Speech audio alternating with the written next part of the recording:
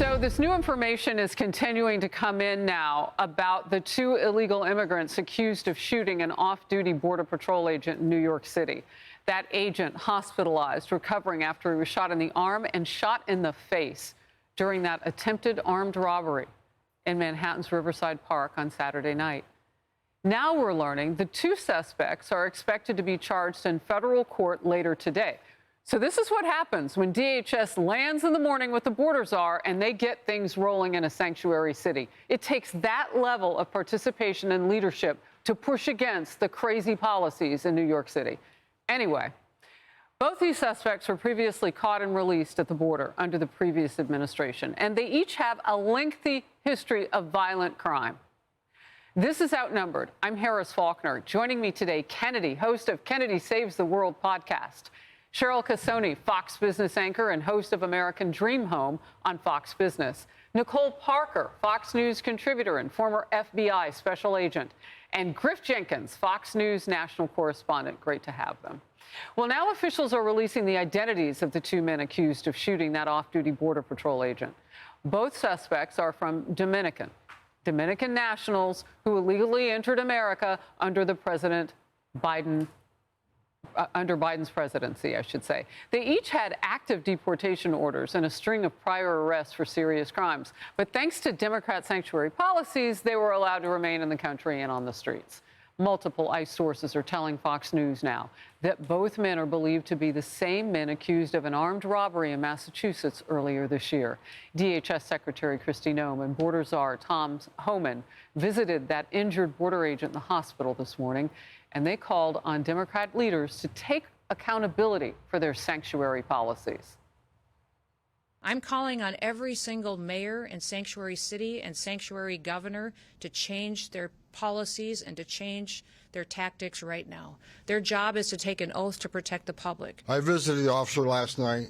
Of course, he was heavily sedated, so I didn't have words with him. I did talk to his family. They're devastated. I buried Border Patrol agents. I buried ICE agents. Luckily, thank God, we're not burying one today. Thank God we're not burying one today, Nicole. And in some ways, if that had been a citizen who was not armed and didn't have that kind of tactical ability to get off a shot, already shot twice, that person wouldn't have survived. I mean, this city is on edge, whether they admit it or not. This is a direct result of gross negligence of former President Biden and Mayorkas and their failed policies at the border and these sanctuary city policies. I don't know what it will take for them to open their eyes. But like you mentioned, as a former FBI special agent, you are trained. I had my Glock 19 on me at all times. Unless I was in a foreign country, swimming or working out, I was always armed. And we are taught, you were really, they say he was off duty. Of course, he was not, performing in an official capacity, but you're never really off duty when you're an agent, and your head is always on a swivel. And I don't want this to happen to anyone ever, but thank goodness he had the means to defend himself and his friend, because it could have been an innocent bystander in New York who didn't have that capability, and they could be dead right now. It was former FBI. What keeps you up at night about the situation in these sanctuary cities? Exactly these types of situations. People are getting killed. Americans are getting hurt. And how can they not see this? They're more concerned about protecting illegals and criminals than they are about our own people. But again, I have to say my heart and my prayers go out to the CBP officer. Amen. I have a tremendous amount of respect for my fellow brothers and sisters in law enforcement. As I think many Americans know, my best friend was shot and killed in the line of duty as a special agent in the FBI. So it could end very, very differently. He is in ICU right now. He is fighting for his life. And thank goodness that we have Kristi Noem and Tom Homan and President Trump who are in charge and are going to say enough.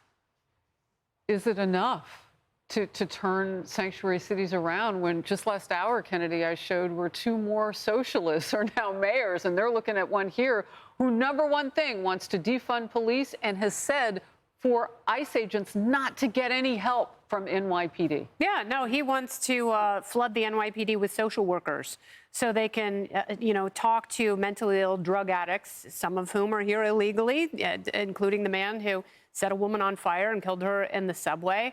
and they're going to talk about their feelings. Well, New York City is unlike any other city in this country. And, our law enforcement requirements are different than they are anywhere else. And I fear that someone is going to come in who doesn't have respect for the NYPD and is going to try and neuter the department even further. They've already had big recruitment problems.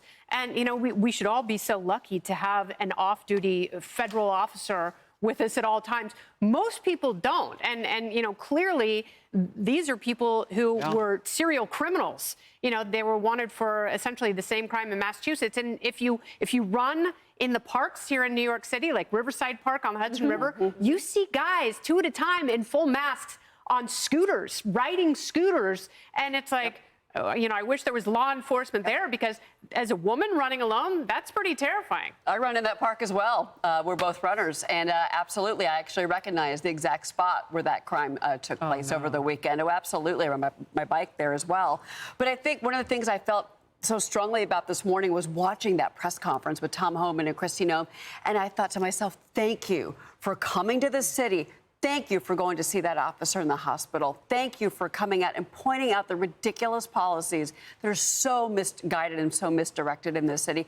And it's not just about the fact, as I love what Tom Homan said, all we're asking is that cops work with cops. And be allowed to. Be allowed to work together. Law enforcement officials work together to make sure that these dangerous criminals are off the streets. Then you see the rap sheets of these two that have now been arrested.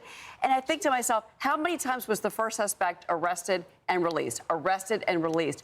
4 or 5, correct? And I thought to myself, this isn't just about the mayor or about, NYPD. This is about the City Council of New York. This is about the governor of New York State. Anyone that believes in a sanctuary city needs to be put on notice that a sanctuary city does not work, and it's got to end. Thank you, Alvin Bragg, by the way, for releasing this guy over and over, the DA of New York City. I mean, 4 times, plus deported and then back in the... I mean, it's just mind-boggling. Look, I want to talk about addressing the leadership. And you saw Secretary Noem do that a little bit today as she went after Karen Bass in Los Angeles and Eric Adams here in New York. Well, and excuse me, Harris, I think your point at the very beginning is the most important one, which is, thank God this CBP officer is going to be okay. But he is putting a spotlight on the fact that we have some 600,000 violent criminal illegal aliens, according to Tom Homan, released across the country that pose a threat. And had this been just any average New Yorker, we might not have even heard about this story. This puts the dangers to citizens of sanctuary jurisdictions at the front. And that's why you saw Secretary Noem and Tom Homan holding that press conference, and Secretary Noem putting leaders like Mayor Karen Bass and in Chicago and in Boston and here in New York City, that these policies of protecting violent criminal aliens puts the community at great danger. And at the end of the day, these leaders are doubling down on this narrative. But why? And, for the life of me, Harris, I can't understand, because it clearly favors the violent criminal aliens' interest over the safety of their constituents and the Americans that live in their cities. Look, Kennedy, last hour, I brought up the point with Jason Rantz, and I don't think you can run away from this. In this city, we have a pretty big power keg of politics going on for who's going to be the next mayor. Mondani is not part of this conversation today because he's on a lengthy, as he described, vacation in Uganda. This in the middle honeymoon, he was secretly married. Oh, okay, well, whatever it is, it was at the kind of the apex of all the talk about him, and then not going well for Democrats who didn't want to endorse him. And then you've got Eric Adams taking a little bit of verbal incoming today from Secretary Noem, and we understand why, because these guys were caught and released under his watch. But much of the city now is going independent. Where do you put the politics, and why should that matter on this particular issue? It matters because no matter how liberal someone says they are, and there are a lot of liberals, there are a lot of Democrats in New York City. I talked to a bunch of people last week on buses about the mayoral race. And, obviously they're scared their taxes are going to go up. But the thing that was top of mind for most people is, of course, their safety. Now, what Mayor Adams is running on is the city is safer than it was when I got into office. It's safer than it was during the beginning of the pandemic. which is good, but we have a long way to go to get back to the point where, we used to be able to say, to the running point again, women can run in Central Park at 8 o'clock at night by themselves. That was the case maybe 2015, 2016. That is not the case right now. We have a long way to go.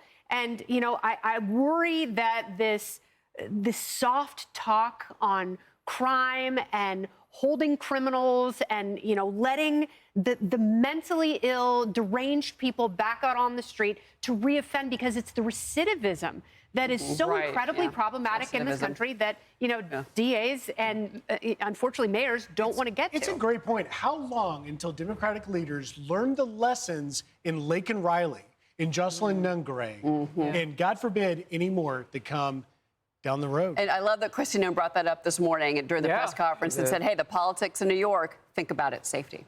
All right, we'll move on. Hey, everyone, I'm Emily Campagno. Catch me and my co-hosts Harris Faulkner and Kaylee McEnany on Outnumbered every weekday at 12 p.m. Eastern, or set your DVR. Also, don't forget to subscribe to the Fox News YouTube page for daily highlights.